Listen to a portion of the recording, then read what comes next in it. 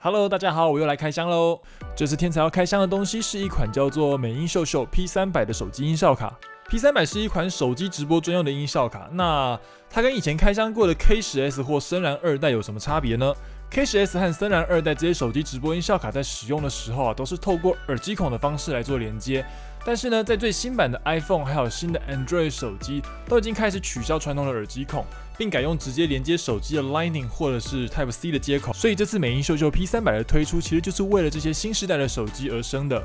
我们打开这个有点难开的盒子之后呢，我们就能够看到 P300 的本体，还有旁边附赠的线材盒和保护套。线材附赠的很齐全，但最主要的还是这一条连接 iPhone 的 Lightning 讯号线，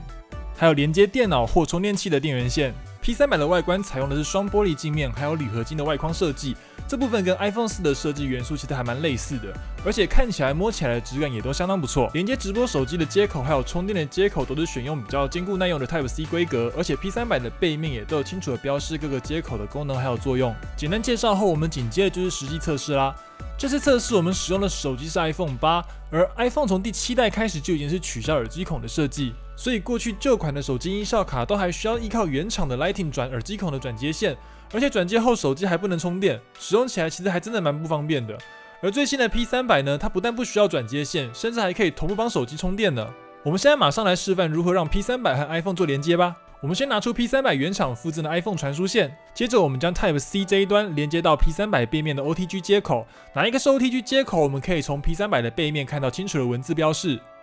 P300 这一端连接完成之后呢，接下来就是将另外一端连接上我们 iPhone 的 Lightning 接口。连接完成后，我们会在 P300 的萤幕上面看到 OTG 的灯号亮起，并且在 iPhone 关于本机内也能够找到一个 DSP Audio 的选项。选项内我们可以看到我们的 P300 已经正确连接上 iPhone 了。iPhone 8和 P300 都准备好后，我们这次测试使用的麦克风是2018年款的 Remix V18。接着将麦克风的讯号线连接上 P300 上方的话筒接口。我们现在开始做麦克风音质的测试。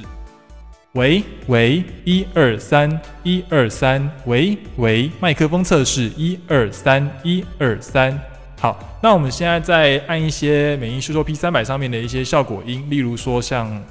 掌声，还有哄堂大笑声。对，那它还有一些，例如像美音的功能啊，或者说一些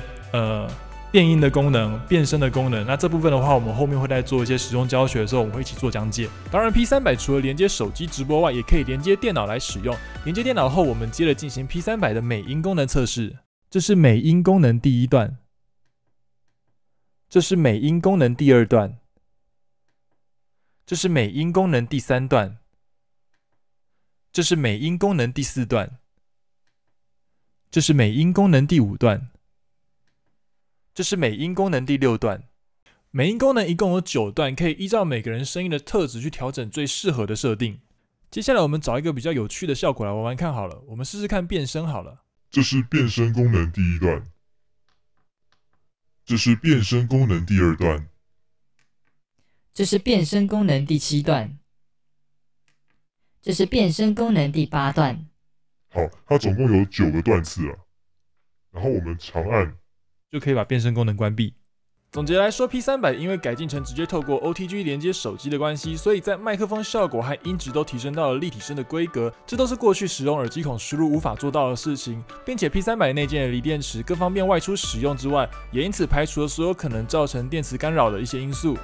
看到这边，如果觉得有兴趣尝试的话，商品连结贴的就放在影片下面喽。